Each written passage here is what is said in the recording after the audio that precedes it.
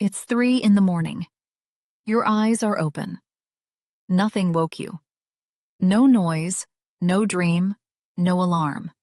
You are simply, completely awake. The room is silent. The house is still. And somewhere in the back of your mind, a small, anxious voice starts doing arithmetic about tomorrow. You check the clock. And here's the part that unsettles people most. It's almost always around the same time. Night after night. So you reach for the obvious conclusion. Something is wrong with you. Insomnia. Stress. Getting older. Something broken that needs fixing.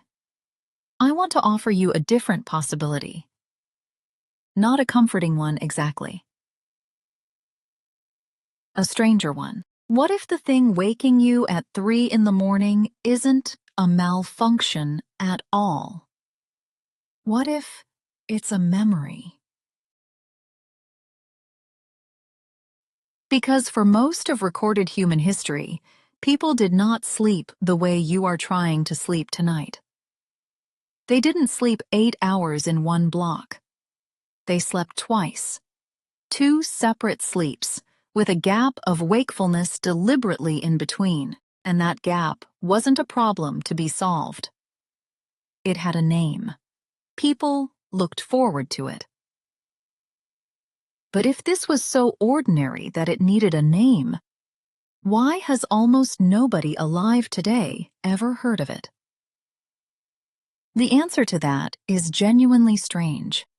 And it involves something sitting in almost every room you have ever slept in. Stay with me. Because by the end of this, 3 in the morning is going to mean something completely different to you. In the early 1990s, a historian named Roger Ekirch was doing research on night, what people actually did after dark before electricity. He was reading court depositions, testimony from ordinary people describing ordinary nights. Robberies, disputes, arguments, the boring machinery of history, and he kept hitting a phrase that stopped him. A witness would say something happened after their first sleep. First sleep. Not before I fell asleep. Not in the night. First sleep. As though there were an obvious second one. Then he found it again. And again. Not in one archive, or one country, or one century. By the time he finished, Ekirch had collected more than 500 references to segmented sleep across the historical record. Court records, private diaries, medical textbooks, prayer manuals, poetry, Chaucer, Homer. And crucially, they weren't describing something unusual. Nobody was explaining it. Nobody was complaining about it. You don't explain the obvious. The absence of explanation is the evidence. This was simply how a night worked. People went to sleep a couple of hours after dark. They slept for 3 or 4 hours. Then they woke up. Not startled. Not distressed. Awake for an hour, sometimes 2, in the middle of the night, on purpose. And then they went back to sleep until dawn. Second sleep. The whole night, in 2 acts. Different languages had their own words for it. In French, dorveil, a state between sleeping and waking, which raises the obvious question. If you're awake in the dark at midnight, in a world with no electricity, what on earth do you do? The answer, according to the record, is quite a lot. And some of it is more intimate than you'd expect. People prayed. There were prayer manuals written specifically for this window, devotions intended for the middle of the night. People talked. Couples lay in the dark and had long, unhurried conversations, which is a thing that has largely stopped happening. People got up. They tended the fire. They checked animals. They stepped outside. Some visited neighbors who were also awake. Some read, by candlelight, in the middle of the night, which sounds impossibly romantic until you remember candles were expensive. And physicians of the era recommended the window for conception on the grounds that couples would be rested and therefore more effective.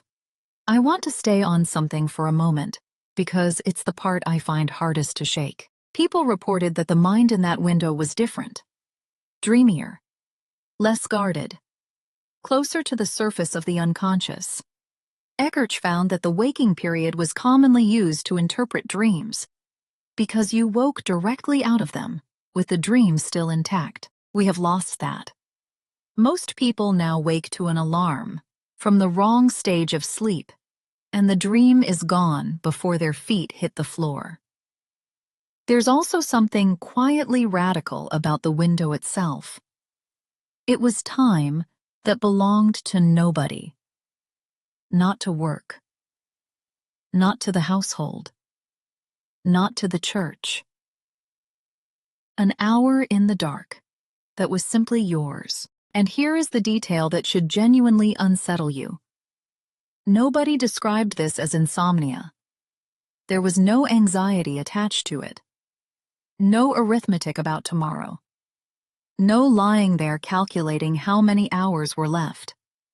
The waking was identical. The panic was not. The panic is ours. So if this was normal for thousands of years, what happened? What removed it so completely that we forgot it existed? The short answer is light. But the long answer is more interesting, because it didn't happen all at once. For most of history, darkness was total, and it was long. In winter, 14 hours of it. There was nothing to do but lie down. Then, in the early 1800s, cities began installing gas street lighting, and night stopped being something you waited out. Night became somewhere you could go.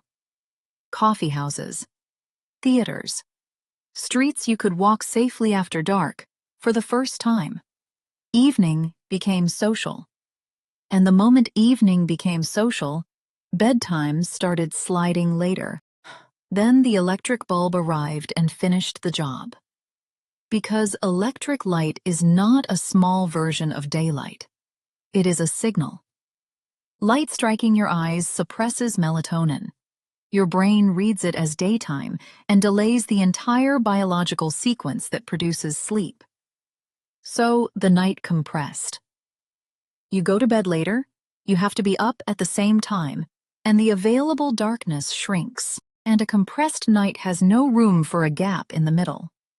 2 sleeps and a waking window don't fit inside 7 hours. The pattern didn't survive contact with the light bulb. Ekirch tracked the references disappearing. By the end of the 1800s, they're thinning. By the 1920s, gone. Within roughly a century, a pattern that had structured human nights for as long as there are records of human nights simply stopped. And then something else happened, which is arguably worse. We forgot it had ever existed. So when people kept waking in the night anyway, as some inevitably did, there was no longer a word for it, except a medical one. Now, everything so far is history, documents and inference, which is interesting, but it isn't proof. So in the early 1990s, a psychiatrist at the National Institute of Mental Health named Thomas Ware decided to test it directly. The design was elegantly simple. Take healthy volunteers and give them something almost nobody in the modern world experiences: 14 hours of darkness every night for a month. No artificial light at all. Roughly what a person would have had in winter before electricity. For the first few weeks, they slept the way exhausted modern people sleep. Long and in one piece, catching up on a deficit. And then, once the debt was paid, their sleep did something nobody instructed it to do. It came apart. It settled into two distinct blocks, with 1 to 2 hours of quiet wakefulness in between.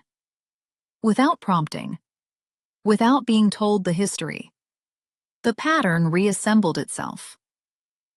Weir also measured what was happening hormonally during that waking window. Prolactin, associated with calm, quiet restfulness, was elevated, which suggests the window isn't a failure of sleep. It looks like a distinct state, with its own biology, that our nights no longer make room for.